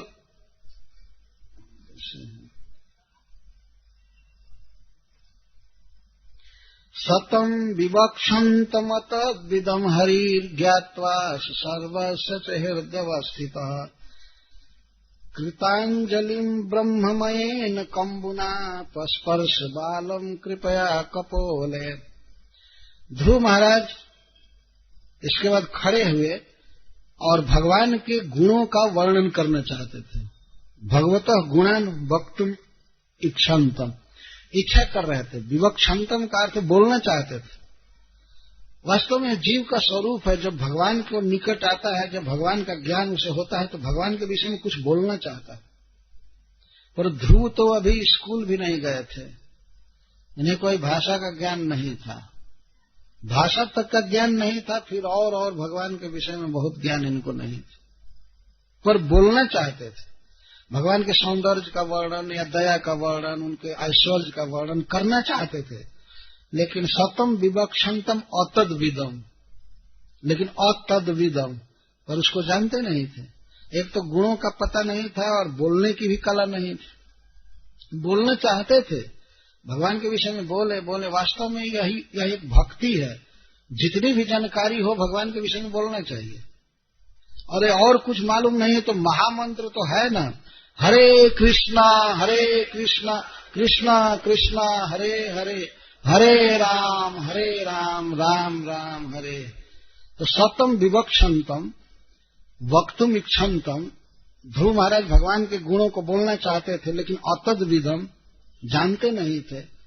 अतः हरि ज्ञात्वा अस्य हृदयवस्थित, अस्य सर्वस्य च हृदयवस्थित, भगवान तो सबके हृदय में है, ध्रुव के भी हृदय में है। ध्रुव के हृदय में तो बिल्कुल प्रकट थे, सबके हृदय में है, ध्रुव के हृदय में है। अतः वे ध्रुव की इच्छा को तत्काल समझ गए, भगवान समझ गए इच्छा को। तो उसमें ध्रुव महाराज हाथ जोड़ करके खड़े थे, कृतांजलि, हाथ जोड़ करके खड़े थे। तब भगवान ने उनको बोलने की शक्ति देने के लिए कृतांजलि ब्रह्ममयेन कंबुना पस्पर्श बालम कृपया कपोले, तो भगवान अपने चार भुजा में से जो एक शंख धारण किए थे, शंख चक्र गदा पद्म जैसा पहले वर्णन आया था, शंख को भगवान ने ध्रुव के गाल से सटा दिया, कनेक्शन जोड़ा। ब्रह्ममयेन कंबुना, ब्रह्म का अर्थ होता है वेद। भगवान का वह पांचजन्य शंख वह वेदात्मक है। एक तो ब्रह्म का अर्थ चिन्मय, वह दिव्य है, और दूसरा है वेदात्मक, सारा वेद उसमें निहित है, सारा वेद उसमें भरा हुआ वेदमय है। जो ही भगवान ने छुआया, छुआते ही सवै तदैव प्रतिपादिताम गिरम,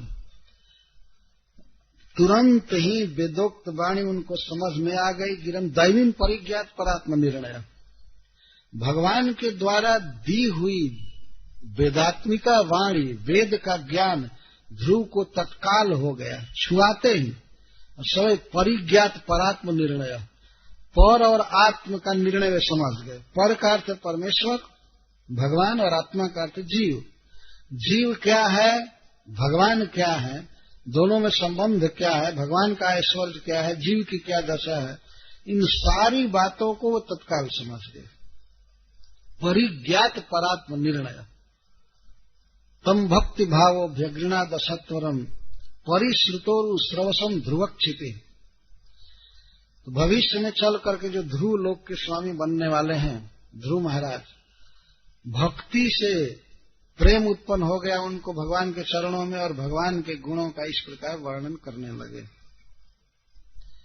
ये मैत्रेय जी कहते हैं, देखिए भगवान की अद्भुत शक्ति, क्षण भर में किसी को भी ज्ञान दे सकते हैं, कुछ भी कर सकते हैं। ये भगवान की भगवत्ता है। छोटा सा बच्चा भगवान के विषय का कीर्तन करना चाहता है, भगवान का गुणानुवाद करना चाहता है, लेकिन नहीं जानता, तो भगवान अपना शंख छुआ दिए। यह बात केवल ध्रुव के लिए ही सत्य नहीं है, कोई भी व्यक्ति जो भगवत कीर्ति का वर्णन करना चाहता है तो भगवान शक्ति दे देते हैं, वो कर सकता है वर्णन। ये भगवान तो हृदय में ही है, सारे ज्ञान का भंडार वो खोल देते हैं। ऐसा ये अनुभूत विषय है। हमने देखा है एक दो बार ऐसी स्थिति में जो बहुत से तार्किक आए हैं, विरुद्ध पंथ वाले आए हैं और भगवान के विरुद्ध बोलने वाले, तो ऐसा लगता था कि अब तो इनसे डिफीट होना पड़ेगा, क्या होगा, इज्जत नहीं रहेगी। लेकिन भगवान ऐसी शक्ति दे देते हैं कि वे विपक्ष के लोग परास्त होकर के जाते हैं। ये विश्वास होता है कि भगवान की कीर्ति का, शुद्ध कीर्ति का आदि वर्णन हम कर रहे हैं तो भगवान अनंत शक्ति देते हैं, अनंत तर्क युक्ति सब कुछ दे देते हैं, जिसको आदमी सोचा नहीं है कभी, जिस बात को कभी विचार नहीं किया वो बातें भी आ जाती। ध्रुव महाराज के तो हृदय में डायरेक्ट भगवान प्रकट थे और भगवान डायरेक्ट अपना दिव्य शंख छुआ रहे थे। उनके लिए तो बहुत विलक्षण बात है, लेकिन सामान्य भक्तों के लिए भी बात सत्य है कि भगवान शक्ति देते हैं।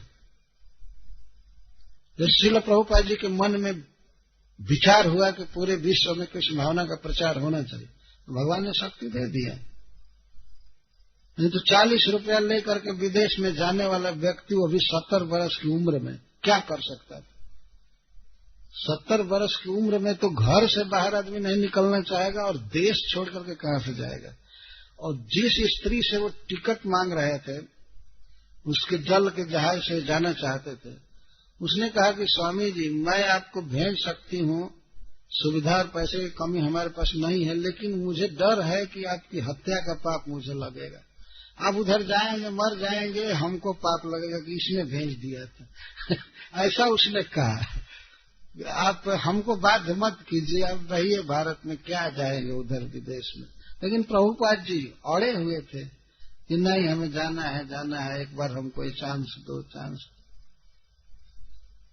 तो क्या करे, प्रभुपाद जी का हठ को देखकर उसने दे दिया परमिशन उसके जहाज से जाने की। और श्रील प्रभुपाद जी उस उम्र में जाकर के इतना बड़ा काम किए पूरे विश्व में। ध्रुव महाराज तो पूरे विश्व को कंपा दिए, लेकिन श्रील प्रभुपाद जी तो पूरे विश्व को कृष्ण भावना भावित कर दी। और ध्रुव महाराज तो सबकी सांस रोक दिए थे, प्रभुपाद जाकर सांस खोल दिए। राहत की सांस ले रहे हैं। हरे कृष्णा कृष्णा कृष्णा हरे हरे, हरे राम राम राम। वास्तव में भगवान के कीर्ति का कोई प्रसार करना चाहे तो भगवान उसे शक्ति देते हैं। यह इतिहास से बिल्कुल सिद्ध हुआ। स्पर्श बालम कृपया कपोल है। यदि वे हृदय में से ज्ञान दे सकते थे, लेकिन बाहर के लोगों को दिखाने के लिए और ध्रुव से स्नेह होने के नाते भगवान शंख छुआने के बहाने छू रहे थे ध्रुव को। इस तरह से छू रहे थे तो शंख से। उस समय हाथों का भी स्पर्श हुआ था ध्रुव को। और गरुड़ जी पर चढ़ करके जब भगवान फिर जाने लगेंगे तो उनके चरणों का भी स्पर्श हुआ था। ऐसा इन्हीं की बातों से प्रकट हो रहा है आगे। ध्रुव महाराज गरुड़ जी पर जब भगवान बैठे थे तो दोनों चरण को आगे लटका कर बैठे थे, दोनों चरण एक तरफ था और गरुड़ जी तो ऐसे खड़े थे। तो जब भगवान वहां गरुड़ जी पर जाने के लिए तैयार हुए तो गरुड़ जी थोड़ा उठे तो भगवान के दोनों चरण ध्रुव महाराज के मस्तक पर आ गए, ठीक ऐसे एम से। और कुछ देर रुके रहे भगवान। ध्रुव महाराज के शरीर में पूरा पूरा रोमांच होने लगा और इसके बाद तब गरुड़ जी धीरे धीरे लेकर के गए तो भगवान के चरण कमल की छाया भी इन पर पड़ रही थी। पहले तो डायरेक्ट स्पर्श हो रहा था, इसके बाद छाया, इसके बाद भगवान धीरे धीरे अदृश्य हो गए। और ध्रुव महाराज इसके बाद रोना चालू किए कि मैं भगवान से उनका प्रेम क्यों नहीं मांगा, भक्ति क्यों नहीं मांगा। ये भी भगवान ने दिया था सब कुछ, मैं राज्य क्यों मांगा, हाय हाय मैं बहुत मूर्ख हूँ, मुझको भक्तों का समाज क्या कहेगा। भगवान का चरण कमल पा करके मैं तुच्छ विषय भोग मांगा, मेरे जैसा कोई मूर्ख नहीं है।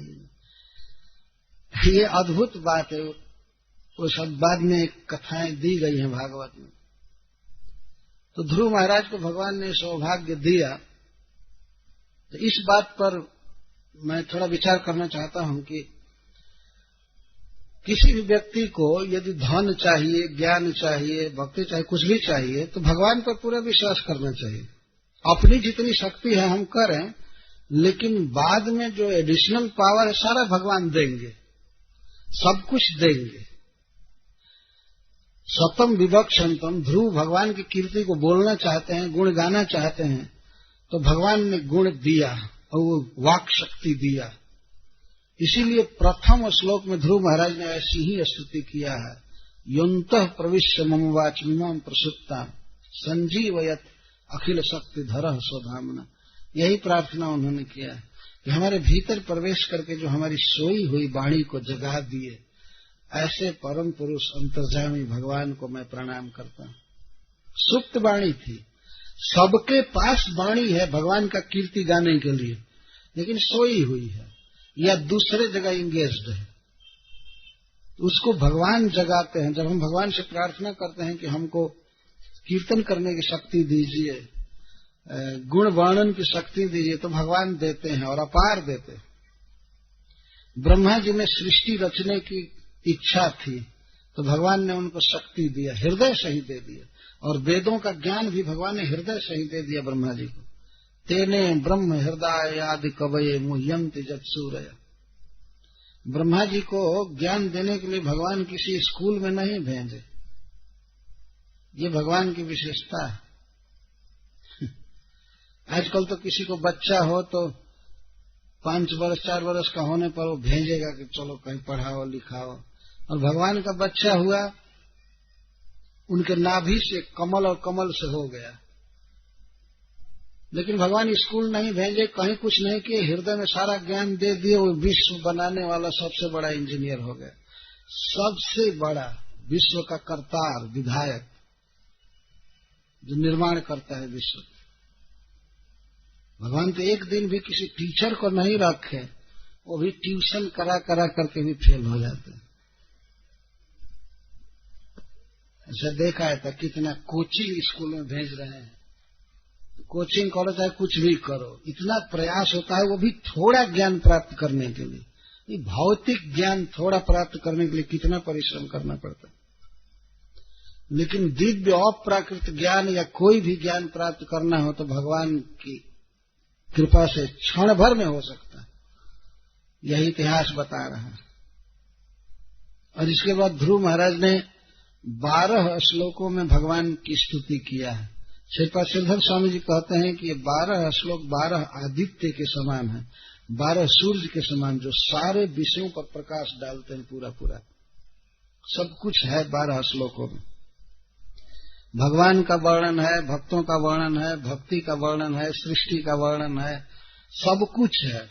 जैसा आप कल इस बात को सुनेंगे, मेरी इच्छा है कि 2 दिन स्तुति को ही कहा जाए और संक्षेप में ध्रुव महाराज को घर भेज दिया जाएगा चले जाएंगे, लेकिन स्तुति बहुत महत्वपूर्ण है। और श्रील विश्वनाथ चक्रवर्ती ठाकुर ने भी यही बात कहा है कि जिसको भगवान ज्ञान दे रहे हैं तो उसके मुख से जो बात निकली है वह परम प्रमाणिक है, परम प्रमाणिक, उसमें कोई सोच विचार करने की जरूरत नहीं। शोधा हुआ दिव्य ज्ञान वेद में क्या है, यदि इस बात को जानना है तो ध्रुव महाराज के 12 श्लोकों की स्तुति पर विचार कर लीजिए। क्योंकि ब्रह्ममय शंख के द्वारा वो ज्ञान उत्पन्न हुआ था। वेदात्मक शंख का स्पर्श भगवान ने किया था और भगवान की इच्छा थी कि इसके मुख से वेद निकले। तो वेदैश्च सर्वैरहमेव वेद्य, वेद में तो केवल भगवान की कीर्ति का ही वर्णन है, भगवान ही प्रतिपाद्य है। तो ध्रुव महाराज की स्तुति वास्तव में विचारणीय है। तो मैत्रेय जी कहते हैं कि तम भक्ति भावो व्यगृणाद सत्वरम परिश्रुतोरु श्रवसम ध्रुवक्षिति। ध्रुवक्षिति, जिनकी क्षिति, जिनका निवास ध्रुव लोक होने वाला था, वे ध्रुव महाराज भगवान की स्तुति अब करने लगे। तो भगवान कैसे हैं? परिश्रुतोरु श्रवसम, परिश्रुता उरु कीर्तिर्जस्य, भगवान की कीर्ति तो सर्वत्र फैली हुई है, सबसे कीर्तिमान भगवान है किसी भी दिशा में, सौंदर्य में, विद्या में, बल में, धन में, अद्भुत काम करने में श्री कृष्ण या विष्णु की कीर्ति सर्वत्र विख्यात। परिश्रुतोरु श्रवसम, तो ऐसे प्रभु की स्तुति ध्रुव महाराज भक्ति प्रेम से करने लगे। भक्ति भाव का अर्थ भक्त्या प्रेमा जस्य तम, जस। ध्रुव महाराज भगवान की भक्ति किए थे, भक्ति करते करते भगवान में प्रेम उत्पन्न हो गया था, और प्रेम से और अस्वत्वरम, घबरा करके नहीं, जल्दी जल्दी नहीं, खूब मस्ती से भगवान के गुण गा रहे थे। असत्वरम, भगवान का कीर्तन गाना चाहिए, गुण गाना चाहिए, तो उकता करके नहीं जल्दी जल्दी खत्म करो, अब इधर जाना है उधर जाना। यह काम ऐसा है कि सारा काम छोड़ करके करना चाहिए, और काम हो या न हो, भगवान का भजन करना है, कीर्तन करना है, कथा सुननी है, इसको असत्वरम। त्वरा का अर्थ होता है जल्दी जल्दी, असत्वरम का अर्थ है जल्दी जल्दी नहीं, खूब देर तक इत्मीनान से, आनंद से करने लायक काम है, कथा सुनना, जप करना, कीर्तन करना, और काम जल्दी जल्दी पूरा करो, खत्म करो जल्दी, ऐसा होना चाहिए। दूसरा काम सत्वरम,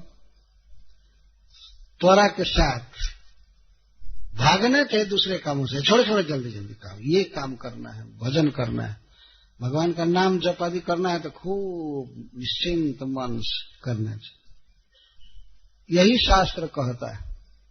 तो ध्रुव महाराज खूब आनंद से और बिना घबराहट के, बिना त्वरा